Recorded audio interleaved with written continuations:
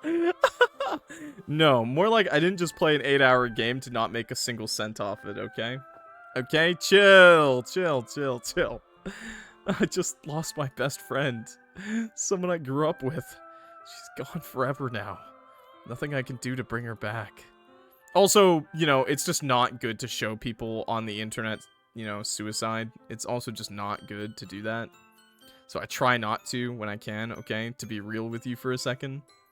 This isn't some game where I can reset and try something different. I only had one chance and I wasn't careful enough. Now I'll carry this guilt with me until I die. Nothing in my life is worth more than hers. But I still couldn't do what she needed from me. And now, I can never take it back. Never. Never. Never, never, never. Awkward. End. Nice. Based. Team Salvatore. Serenity Forge. It's not suitable for children or those who are easily disturbed. Hey, that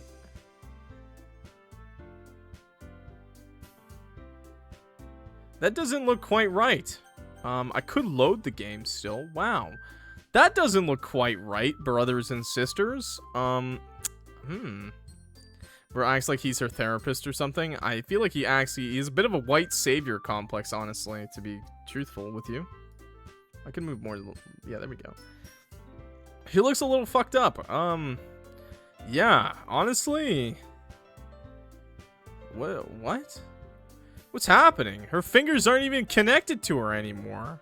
It's like she's made up of the other 3 girls. Weird. But mostly Monica, if I had to guess. Mostly Monica. Maybe she thought I liked Monica, so she was dressing herself up as Monica. You think it's the hair? Yeah, I agree. Looks like she's doing different colored highlights. It's not working out very well. She's trying to copy the other girls. That's what it is. Well, I'm going to keep moving forward, I guess.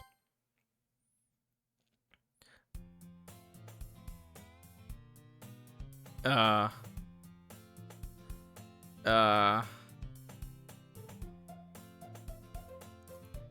see an annoying girl running towards me from the distance, waving her arms in the air like she's totally oblivious to any attention she might draw to herself. Read it. Excuse me, what do you want me to read there? Aloysius Queens Lord Sal Azio. Based. Thanks for making me do that. That girl is Gear. I see that Gear. My neighbor and good friend since we were children. You know, the kind of friend you'd never see yourself making today, but it just kind of works because you've known each other for so long.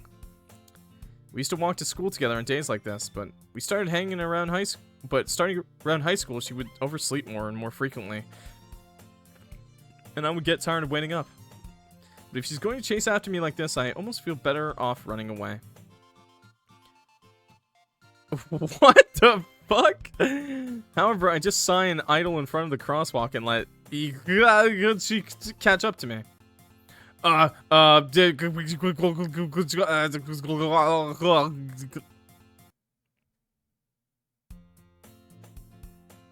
It's an ordinary school day like any other.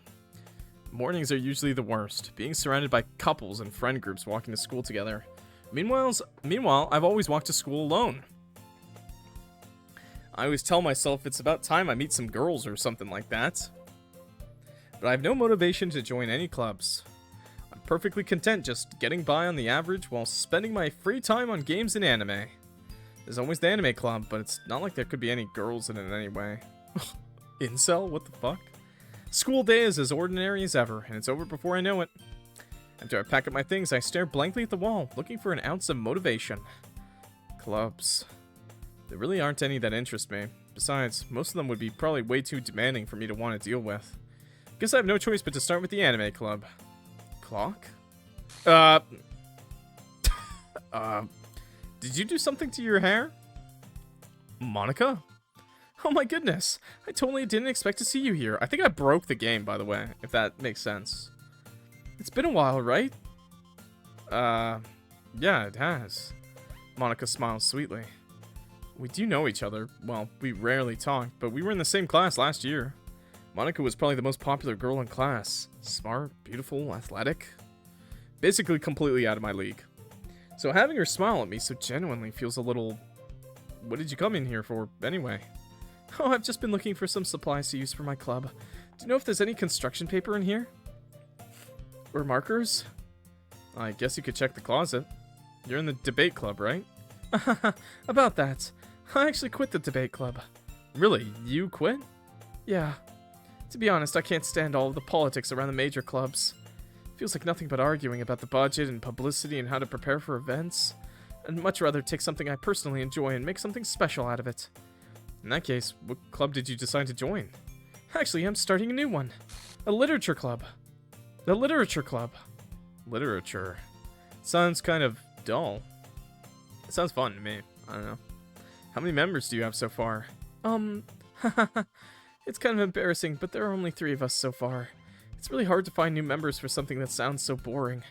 Well, I can see that. But it's really not that boring at all, you know? Literature can be anything. Reading, writing, poetry. I mean, one of my members even keeps her manga collection in the club room. Wait, really? Yeah, it's funny, right? She always insists that manga is literature too. I mean, she's not wrong, I guess. It is! And besides, a member's a member, right? Did Monica say she? There's stories. Stories. Literature. It's art, it's just art. Writing is art too. Hey, Clock. By any chance, are you still looking for a club to join? I mean, I guess so, but... In that case, is there any chance you could do me a big favor? I won't ask you to join, but... If you could at the very least visit my club, it would make me really happy. Please? Well, I guess I have no reason to refuse. Besides, how could I ever refuse someone like Monica? Sure, I guess I could check it out. Ah, awesome! You're really sweet, Clock. You know that? It's nothing, really. Shall we go, then? I'll look for the materials another time. You're more important. Oh. Based. And thus today marks the day I sold my soul to Monica and her irresistible smile. I dejectedly followed Monica across the school and upstairs, a section of the school I rarely visit. Monica, full of energy, swings open the classroom door. I'm back! And I brought a guest with me. Girl 1. A guest? Oh, she gets a normal entrance, though. Seriously? You brought a boy? Way to kill the atmosphere. Don't be mean, Natsuki. But anyway, welcome to the club, Clock. All words escape me in this situation. This club is full of incredibly cute girls. So, let me guess. You're Monica's boyfriend, right? What? No, I'm not. Natsuki. The girl with the sour attitude, whose name is apparently Natsuki, is one I don't recognize. Her small figure makes her look like a first-year student. Anyway, this is Natsuki, energetic as usual. And this is Yuri, the vice president. It's nice to meet you. Wait, Yuri's the vice president now. What the fuck happened to Sayori? Just deleted from my game?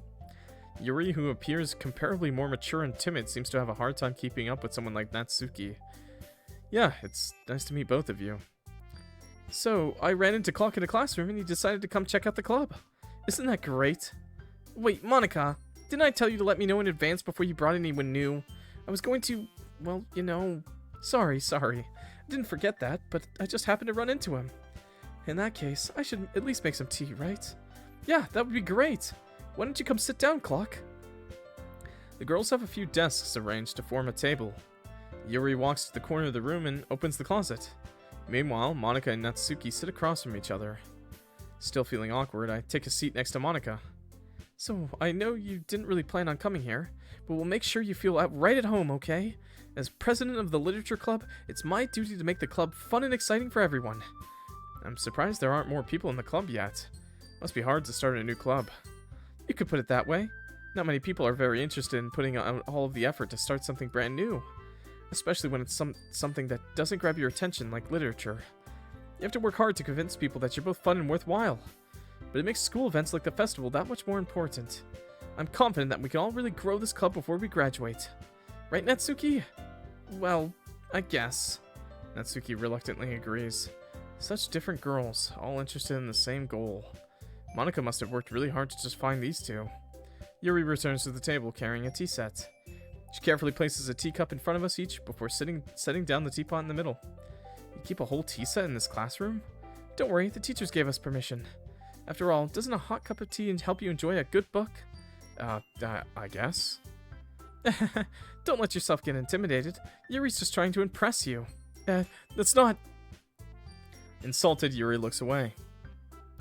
I meant that, you know? I believe you.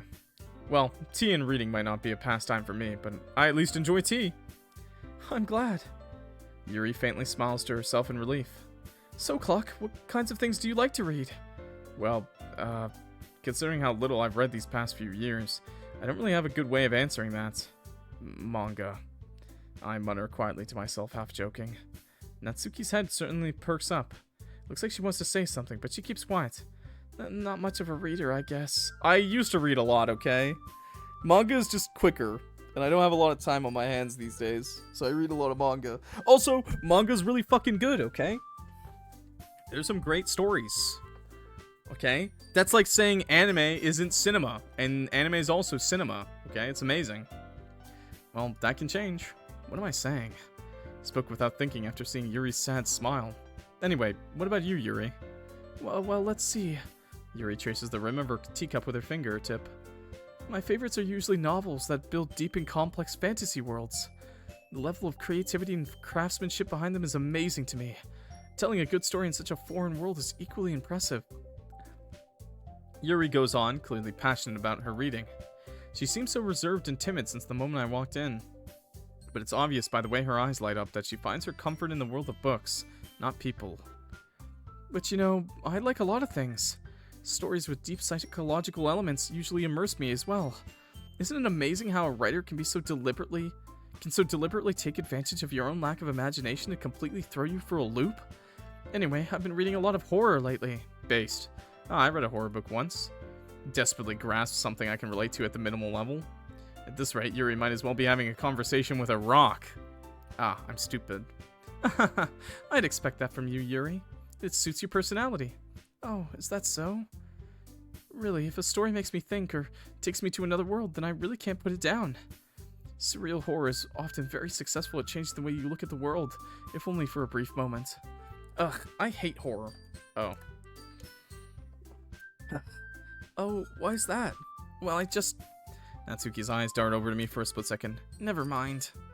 That's right, you usually like to write about cute things, don't you, Natsuki? What? What gives you that idea? You left a piece of scrap paper behind last club meeting. It looked like you were working on a poem called... Don't say it out loud! Give that back! Fine. Natsuki, you write your own poems? Well, I guess sometimes. Why do you care? I think that's impressive. Why don't you share them sometime? No. Natsuki averts her eyes. You wouldn't like them. Not a very confident writer yet. I understand how Natsuki feels. Sharing that level of writing takes more than just confidence. The truest form of writing is writing to oneself. You must be willing to open up to your readers, exposing your vulnerabilities and showing even the deepest reaches of your heart. Do you have writing experience too, Yuri? Maybe if you share some of your work, you can set an example and help Natsuki feel comfortable enough to share hers. I guess it's the same for Yuri. We all sit in silence for a moment. Hey, I just got an idea. How about this? Natsuki and Yuri look quizzically at Monika. Let's all go home and write a poem of our own. Then next time we meet, we'll all share them with each other. That way everyone is even. So what the hell is happening right now, by the way? I'm replaying the game, but just without Sayori. I mean, I thought it was a good idea, but it's like pretty much the exact same, just without Sayori. Well, I think you're right, Monika. I don't remember this, actually. Don't spoil anything, though. We should probably start finding activities for all of us to participate in together. It basically just means I have a second chance to Riz Yuri again. I did decide to take on the responsibility of vice president after all. I need to do my best to nurture the club as well as its members. Besides, now that we have a new member, it seems like a good step for us to take. Do you agree as well, Clock? Hold on, there's still one problem. What's that? Now that we've reached the most important topic, I bluntly come forth with what's been on my mind the entire time. I never said I would join this club. Monika may have convinced me to stop by, but I never made any decision. I still have other clubs to look at, and, I lose my train of thought. All three girls stare back at me with dejected eyes. But, I'm sorry, I thought... Canadian A? Maybe I'll just do A now instead of eh? The girls exchange glances before Monika turns back to me. I guess I need to tell you the truth, Clock. The thing is, we don't have enough members yet to form an official club. We need 4. I've been trying really, really hard to find new members. And if we don't find one more before the festival... I'm defenseless against these girls. How am I supposed to make a clear-headed decision when it's like this? I'd feel terrible for letting everyone down in this situation. Besides, the club itself seems pretty relaxed. So if writing poems is the price I need to pay in order to spend every day with these beautiful girls... Right. Okay, I've decided then. I'll join the literature club. One by one, the girls' eyes light up. Oh my goodness, really? Yes. Do you really mean that, Clock? Yeah. Could be fun, right? You really did scare me for a moment. I mean, if you really just left after all this, I would be super pissed. Clock, I'm so happy. We can have become an official club now. Thank you so much for this. You're really amazing. I'll do everything I can to give you a great time, okay? Ah, thanks, I guess. Okay, everyone. I think with that, we can officially end today's meeting on a good note. Everyone remember tonight's assignment. Write a poem to bring to the next meeting so we can all share. Monika looks over at me once more. Clock, I look forward to seeing how you express yourself. Yeah. Can I really impress the class star Monika with my mediocre writing skills? I already feel the anxiety welling up inside me. Meanwhile, the girls continue to chit-chat as Yuri cleans up the tea set. I guess I'll be on my way then. Okay, I'll see you tomorrow then. I can't wait. Cute. With that, I depart the club room and make my way home. The whole way, my mind wanders back and forth between the 3 girls. Natsuki, Yuri, and of course, Monika. Will I really be happy spending every day after school in a literature club? Perhaps I'll have the chance to grow closer to one of these girls. Alright, I just need to make the most of my circumstances, and I'm sure good fortune will find me. I guess that starts with writing a poem tonight. Based. Based. You have unlocked a special poem. Would you like to read it? Sure. That's different, right? Oh, I clicked on it. That was definitely, Sayori, right? Or was it Monika? I think it was Sayori, though. In squares. Okay. Alright, well, I guess we'll go for her. I didn't expect it to just disappear as soon as I clicked on it. But I guess we saw it. Did it say anything? Probably not. Crimson.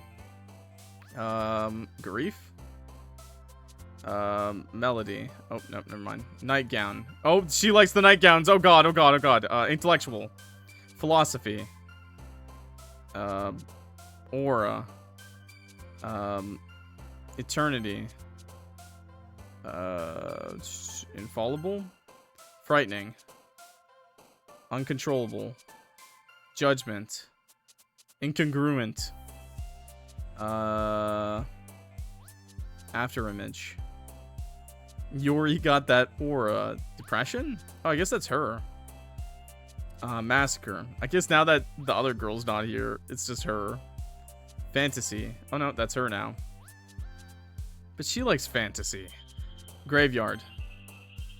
Unrequited. Yeah, it's her now. She gets those. Vivacious. Vivacious. Okay. But should I save there? Nah, it's fine. Hi again, Clock. Glad to see you didn't run away on us. Nah, don't worry. This might be a little strange for me, but I at least keep my word. Well, I'm back at the literature club. I was the last one to come in, so everyone else is already hanging out. Hey, what's up with your face? Looking good. Thanks for keeping your promise, Clock. I hope this isn't too overwhelming of a commitment for you. Making you dive headfirst into literature when you're not accustomed to it? Hey! Stop that. Oh, come on, not like he deserves any slack. You already had to be dragged here by Monika. I don't know if you plan to just come here and hang out or what, but if you don't take us seriously, then you won't see the end of it. Wait, Monika, I can't read that. Natsuki certainly has a big mouth for someone who keeps her manga collection in the room. Monika, you need to step back. Oh! Oh! I clicked on her nose! I clicked on her nose and she left. Natsuki finds herself stuck between saying Monica and manga. Manga's literature! Swiftly defeated, Natsuki plops back into her seat. I'm sorry, Clock. We'll make sure to put your comfort first, okay? Yuri shoots Natsuki with a disappointed glance. Anyway, now that you're in the club and all, perhaps you might have interest in picking up a book to read. Well, I can't really say no either way. Like you said, I'm in this club now, so it only feels right for me to do something like that if you ask. Front and not quite center.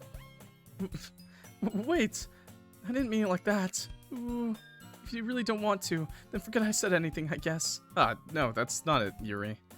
I want to try to be a part of this club, so even if I don't read often, I'd be happy to pick up a book if you wanted me to. Are you sure? I just felt like, well, as vice president and all, that I should help get you started on something you might like. Yuri reaches into her bag and pulls out a book.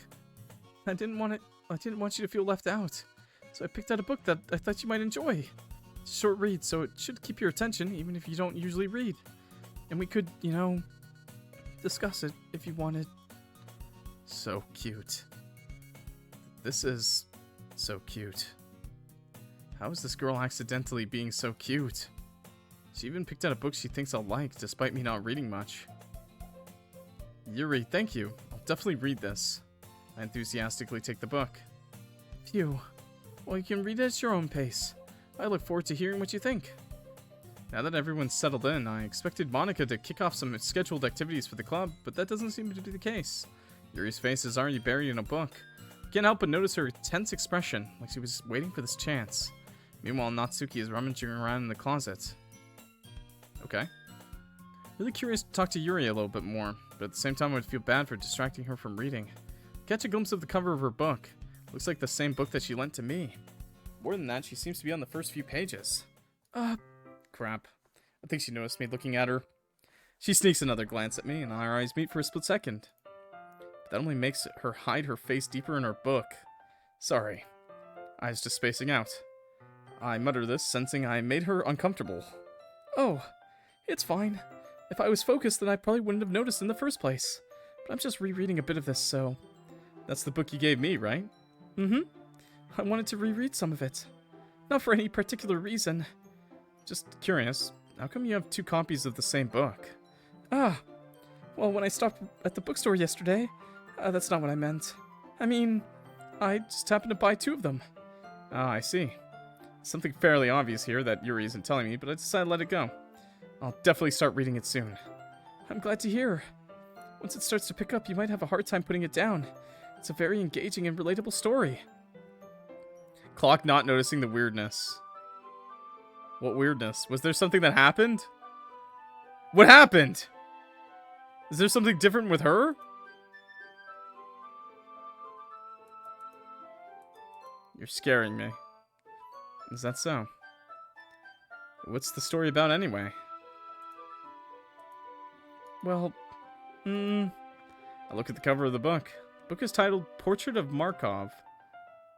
There's an ominous-looking eye symbol on the front cover. The room was spinning earlier and her eye was leaving her face. I didn't even notice. I was focusing so much on the text. Basically, it's about this religious camp that was turned into a human experiment prison. I don't think that was the book we read before. And the people trapped there have this trait that turns them into killing machines that lust for blood. But the facility gets worse, even worse, and they start selectively breeding people by cutting off their limbs and affixing them to...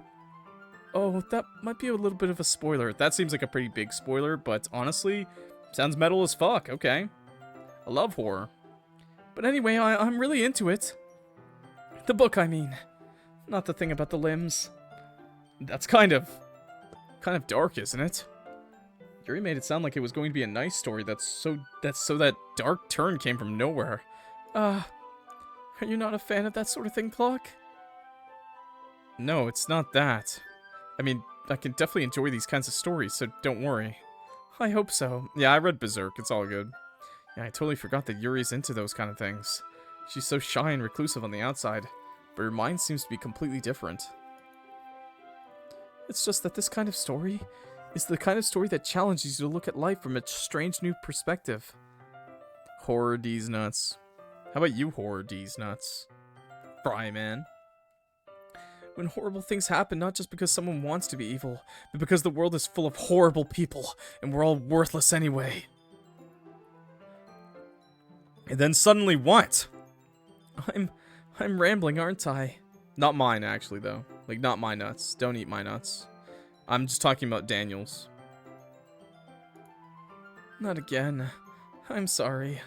Hey, don't apologize. I haven't lost interest or anything. Well, I guess it's alright then. But I feel like I should let you know that I have this problem. When I let things like books and writing fill my thoughts, my whole body gets... Wait, what was that? No way, it's not in the fucking history. I kind of forget to pay attention to other people. So I'm sorry if I end up saying something strange. What did you say? My whole body ends up what? And please stop me if I start talking too much. That's... I really don't think you need to worry.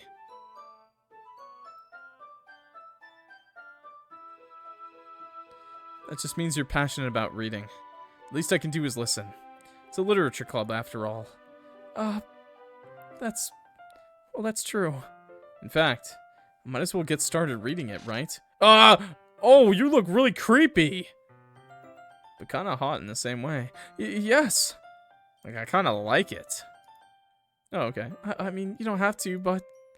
What are you saying? Let me just get the book. I quickly retrieved the book that I had to put into my bag. Alright, it's fine if I sit here, right? I slipped into the seat next to Yuri's. Yeah. Are you sure?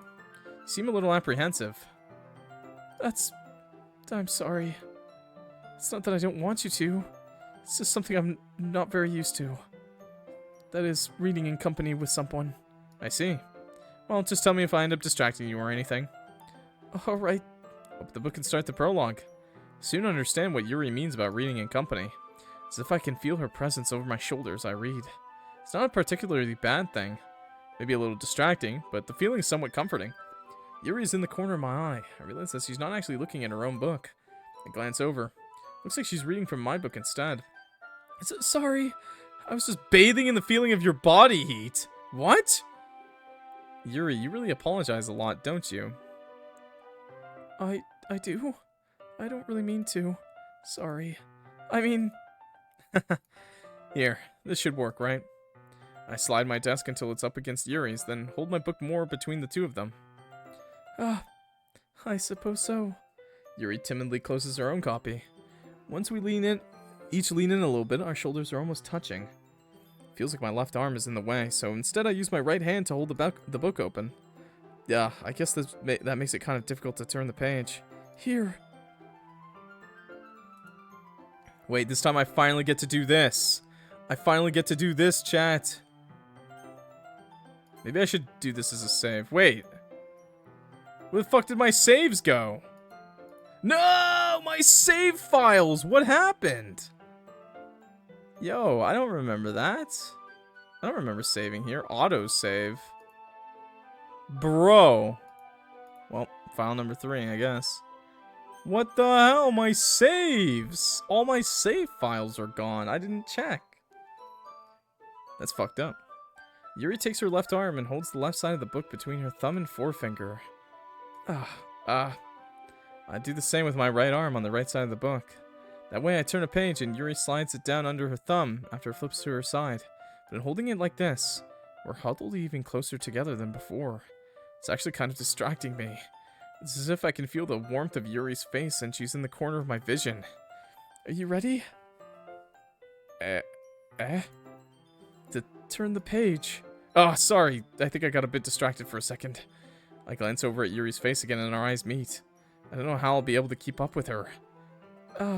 That's okay. You're not as used to reading, right? I don't mind being patient if it takes you a bit longer. She's just calling me stupid! That's probably the least I can do. Since you've been so patient with me. Yeah, thanks. We continue reading. Yuri no longer asks me if I'm ready to turn the page. Instead, I just assume that she finishes the page before me, so I turn it by my own volition. Continue the first chapter in silence. Even so, turning each page almost feels like an intimate exchange. My thumb gently letting go of the page, letting it flutter over to her side as she catches it under my own thumb. Hey, Yuri. This might be a silly thought, but the main character kind of reminds me of you a little bit. No, I don't relate to this character at all. Definitely not. Really? I was just thinking that the way she second guesses things she says and all that. That's what you were talking about. Sorry. I thought you meant something else about her. Something else? Never mind. We didn't even get that far yet. Oh god! Oh, not the limbs thing. So I don't know why that came into my head. Yuri, are you feeling alright? Yuri's been a little fidgety ever since we started reading. You can rest if you're feeling sick or something. Your breathing is a little... My breathing? Yuri puts her hands on her chest as if to feel her heartbeat. I didn't even notice. Anyway, I'm fine. I just need some water. Alright, don't push yourself. Yuri stands up and practically rushes out of the classroom. What on earth was that about? Clock? Did something happen just now? I have no idea. Yuri was acting a little strange, I guess. So you don't know anything. Sorry, can't say I do. Are you worried about her? Oh no, not really. I was just making sure you didn't do anything to her. No, nothing! Don't worry, I believe you, silly. Yuri just does this sometimes, so it's nothing alarming. Alright, if you say so. Anyway, why don't we start with sharing our poems with each other? Shouldn't we wait for Yuri? Well, she might be a while, so I just figured we'd get started without her. Is that okay? Yeah, I was just asking. I stand up. Make a mental note of where I left off in the book and slip it back in my bag.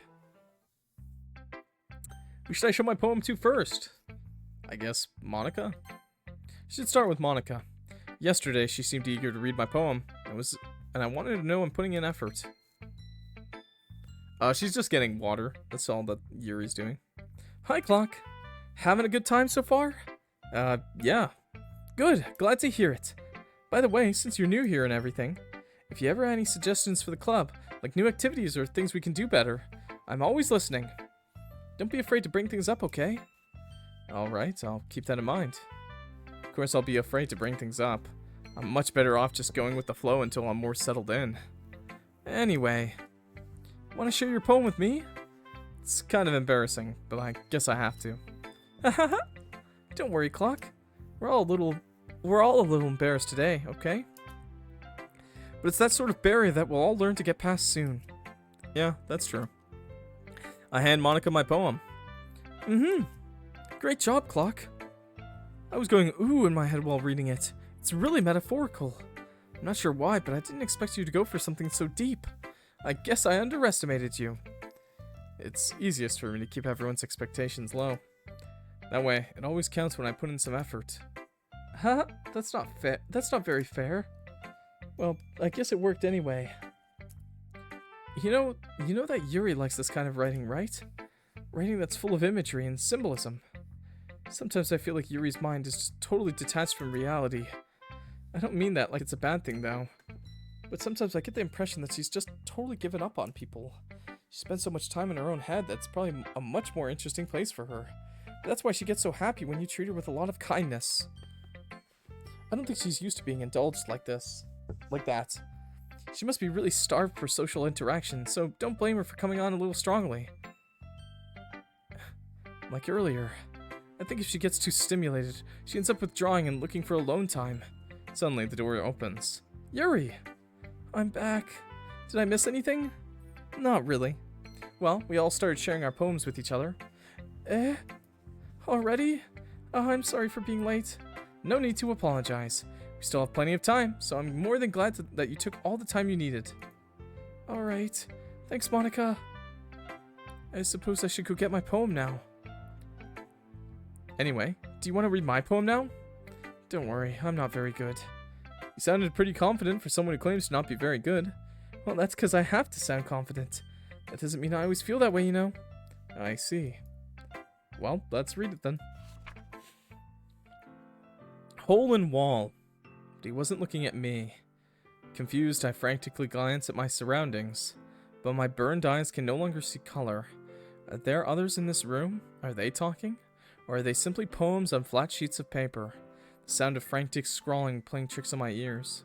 The room begins to crinkle, closing in on me. The air I breathe dissipates before it reaches my lungs. I panic. There must be a way out. It's right there. He's right there. Swallowing my fears, I brandish my pen. So, what do you think? It's very freeform, if that's what you call it. Sorry, I'm not really the right person to ask for feedback. It's okay. Yeah, that kind of style's gotten pretty popular nowadays. That is, a lot of poems have been putting emphasis on the timing between words and lines. When performed out loud, it can be really powerful. I did not do a good job. What was the inspiration behind this one? Well, I'm not sure if I know how to put it. I guess you could say that I had some kind of epiphany recently. It's been influencing my poems a bit. An epiphany? Yeah, something like that. I'm kind of nervous to talk about stuff like that because it's kind of coming on strongly. Maybe after everyone is better friends with each other. Anyway, here's Monica's writing tip of the day. Sometimes when you're writing a poem or a story, your brain gets too fixated on a specific point. If you try so hard to make it perfect, then you'll never make any progress. Just force yourself to get something down on the paper and tidy it up later. Anyway, to think about it like is this. If you keep your pen in the same spot for too long, you'll just get a big dark puddle of ink. Just move your hand and go with the flow. That's my advice for today. Thanks for listening. Oh. Who should I show my poem to next? I guess Yuri, because she's here now, and I have to. As Yuri reads the poem, I notice her eyes lighten. Exceptional. What was that? Did I say that out loud?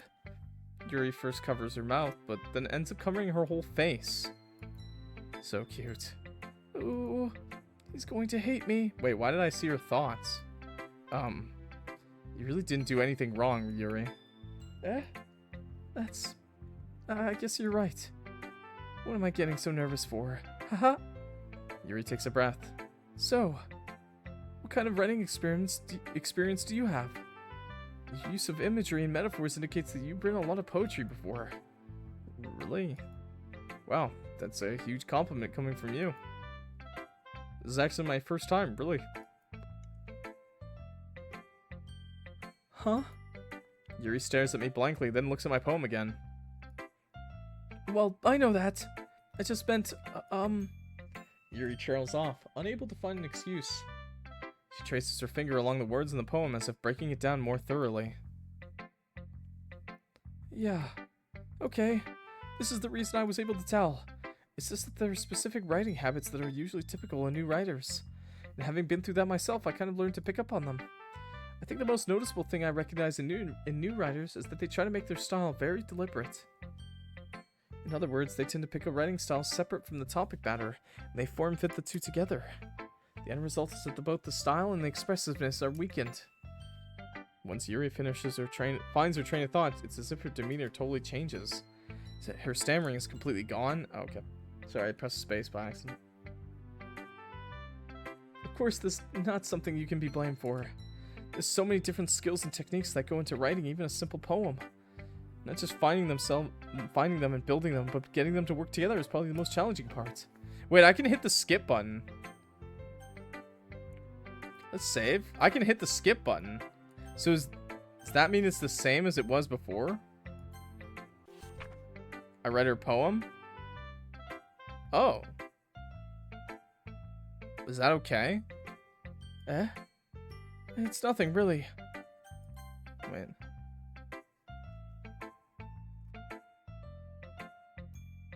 Okay, it's the same as the original conversation. Yours was impressive too, so... Nah. If anything, I could probably learn a thing or two from you. You think so? Yeah, of course. You know, I was really nervous about doing all this. But in the end, I enjoyed it. I'm gonna keep doing my best for you, Clock. Me too. Who should I show my poem to next? Natsuki? Probably Natsuki.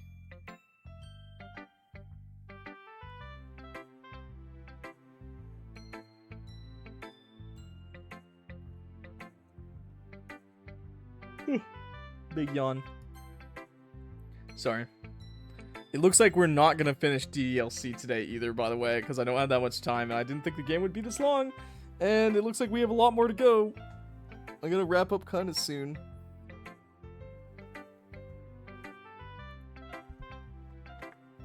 Everyone just hates Sayori. I don't hate Sayori. I kind of like her a lot, actually.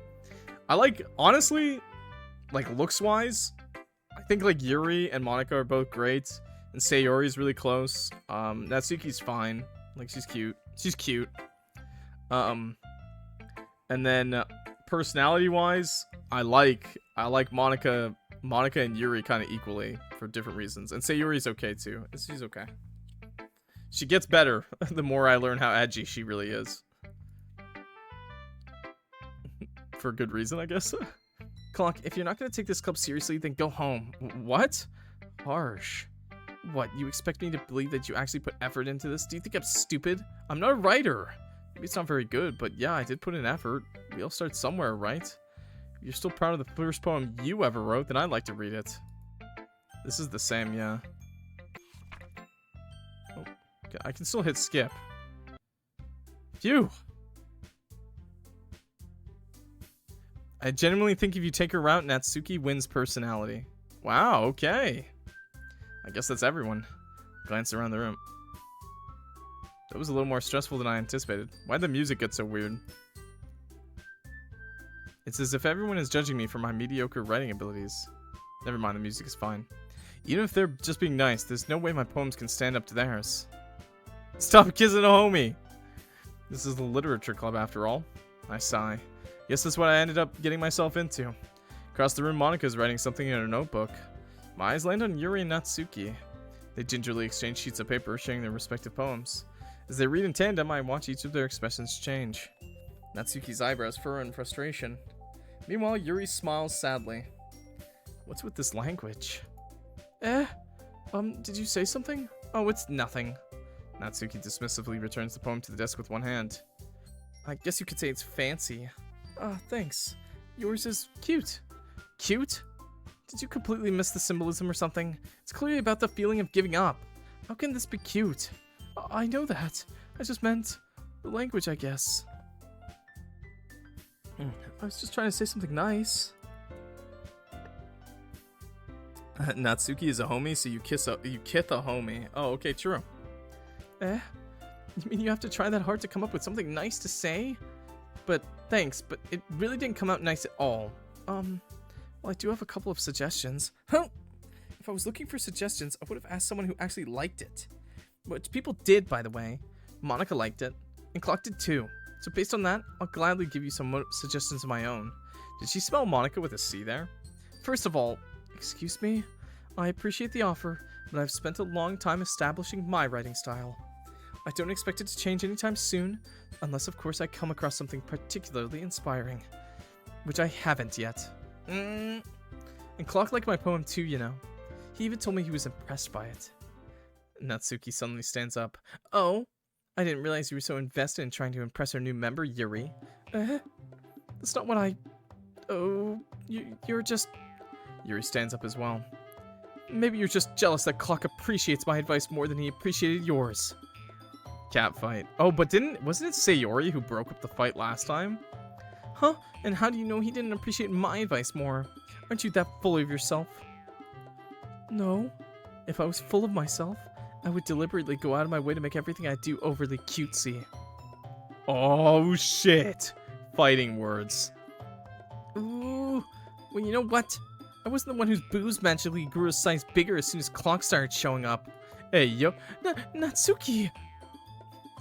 Natsuki, that's a little... This doesn't involve you. Taking out your own insecurities on others like that. You really act as young as you look, Natsuki. Me? Look who's talking, you wanna be edgy bit. Edgy? Sorry that my lifestyle is too much for someone of your mental age to comprehend. See? Just saying that proves my point. Most people learn to get over themselves after they graduate middle school, you know. If you want to prove anything, then stop harassing others with your sickening attitude. You think you can counterbalance your toxic personality by dressing and acting cute? What's happening? The only thing cute about you is how hard you try. Whoa, be careful. You might cut yourself on that edge, Yuri. Oh, my bad. You already do, don't you? Oh my god! Did you just accuse me of cutting myself? What the fuck is wrong with your head? Yeah, go on. Let Clock hear everything you really think. I'm sure it'll be head over heels for you after this. Suddenly, Yuri turns towards me as if she just noticed that I was standing here. Clock, she's just trying to make me look bad. That's not true. She started it. Just not like, whoa. Yuri, I choose you. What did she say? Yuri. It's really not letting me choose Yuri? Yuri.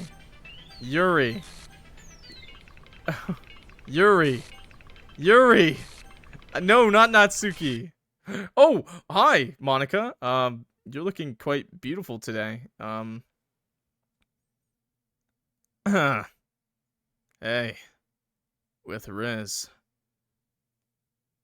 I guess I should click on something. Boop.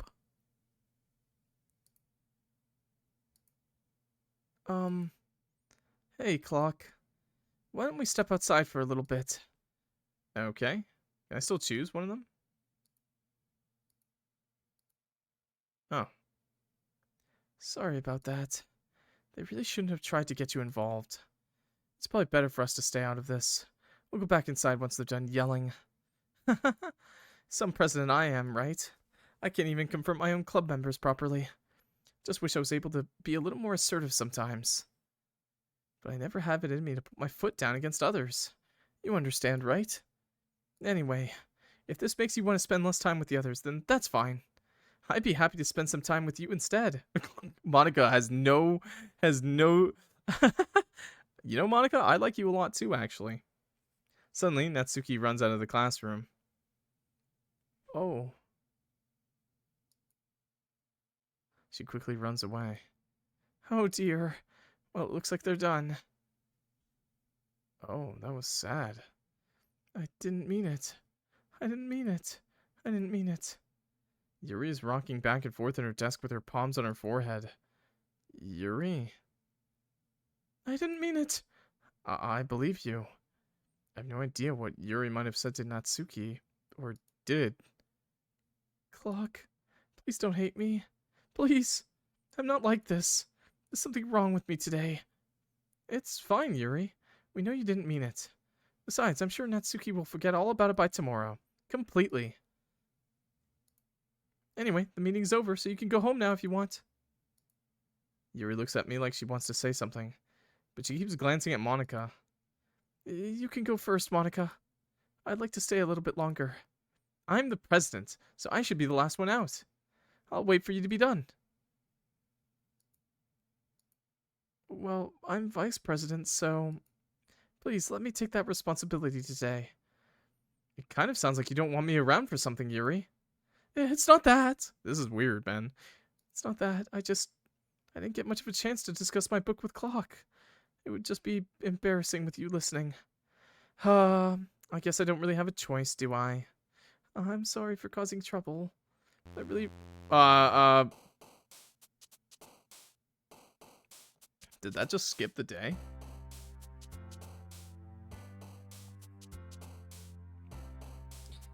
Okay, quick question. How much time do you think we have left of this game? I feel like we still have a lot of time left in the game, right? I feel like we still have a lot of time left. I feel like we at least have like another 3 hours of gameplay left for the game. Forever. Not too much. If it's more than like 15 minutes, I'm gonna have to say I'm gonna have to stop here, I think. I don't know. No more than 2. Yeah, I don't have enough time. I gotta start making dinner soon. No more than 2 hours. So I'm gonna stop here again. This is a good point to stop again. That was an interesting skip that they had. About an hour, yeah. I feel like it'd be an hour, but I feel like...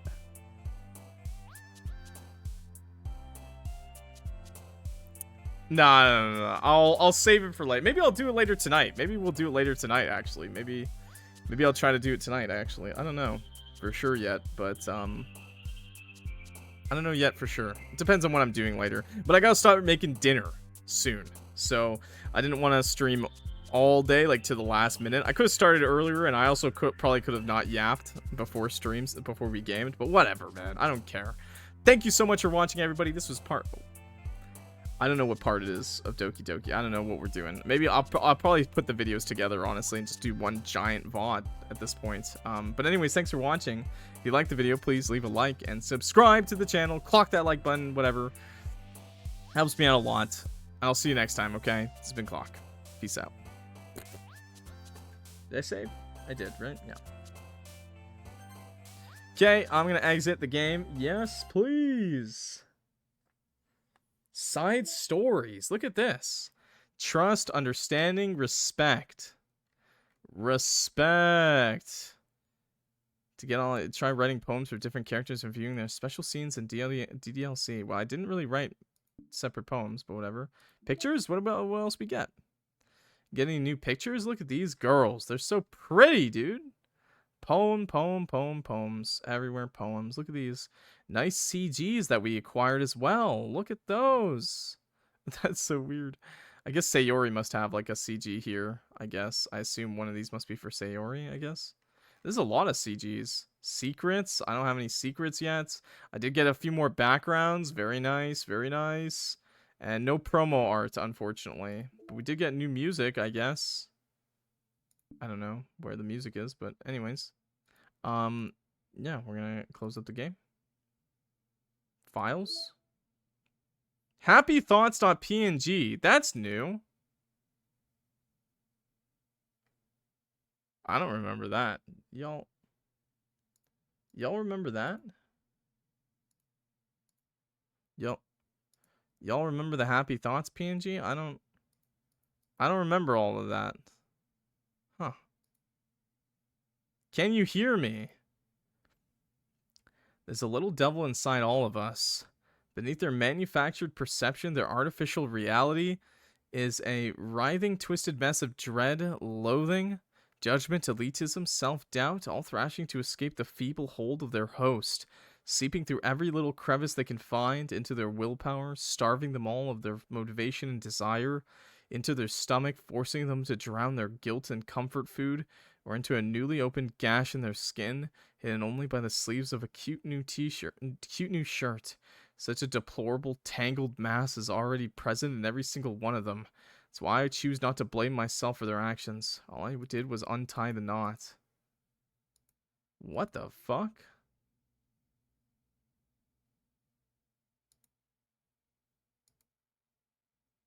Attributions? Okay, that's normal. Reset.sh. Traceback text. Commander Quantum Server. Doki Doki Literature Club. Run date. Uncaught VM runtime exception occurred. Oh geez, I didn't break anything, did I? Hold on a sec. I can probably fix this, I think. Actually, you know what? This would probably be a lot easier if I just deleted her. She's the one who's making this so difficult. Haha. Here goes nothing. What?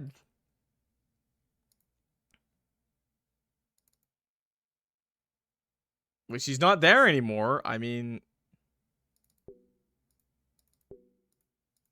Yeah, she's not in the characters list anymore. Game? Saves? Well, all my saves are fucking gone, dude. They're just gone. Internal? Note insecure directory text. Scratch disk. Do not store sensitive permanent things here. Encrypted. Don't copy it. Ria is working on setting up a proxy mail server so we can have proper remote communication without having to worry about the higher-ups. Keep everything offline until then. Paula. I found the secret story? What the hell is all this? Back? 0. That's a lot of zeros. 2, 3, 4, 5. Dude, what? Is there anything in any of these folders, man? I don't know.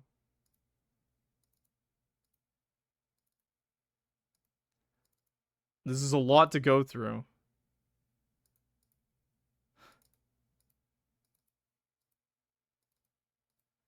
I don't think there's anything in here.